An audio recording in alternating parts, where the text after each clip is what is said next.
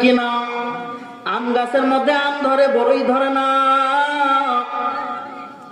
নেককার মা ব্যতীত নেককার সন্তান কোনদিন আশা করা যায় না। খাজা মাইনুদ্দিন চিশতি রহমাতুল্লাহি আলাইহি তার মার সামনে একদিন বলতেছে, মা গো, ও মা,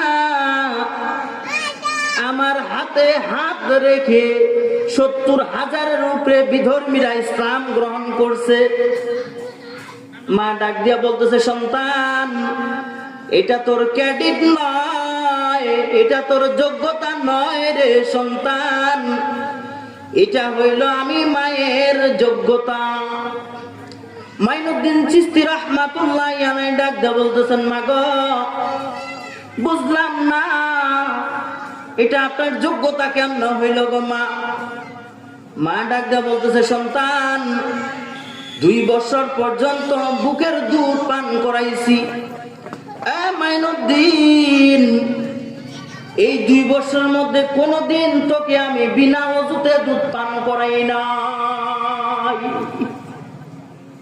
সতী নারীর ঘরে সতী সন্তান আসছে, কথাটি কিনা? এই জন্য সমাজ ঠিক করার আগে সমাজের মায়েদের আগে ঠিক করা দরকার, কথাটি কিনা? হে মা, তুমি অত মা, আব্দুল কাদের জিলানী রহমাতুল্লাহ আলাইহির মা অত মা, তুমি কেমন মা? আর আব্দুল কাদের জিলানী রহমাতুল্লাহ আলাইহির মা অত মা। হে মা, তুমি তোমার সন্তানকে ইলমে দ্বীনের শিক্ষা দাও, তাহলে তোমার সন্তান আব্দুল কাদের জিলানীর মতো সন্তান হবে, কথাটি কিনা? এ মা, তুমিও মা। মাইনুদ্দিন চিশতি রাহমাতুল্লাহ আলাইহির মা,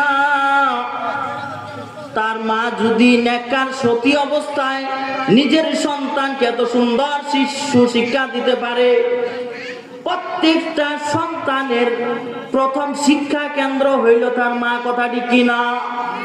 এই জন্য মা গুলা যদি আপনারা ভালো হয়ে যান, আপনাদের সন্তান গুলাও ভালো হয়ে যাবে, কথাটি কিনা?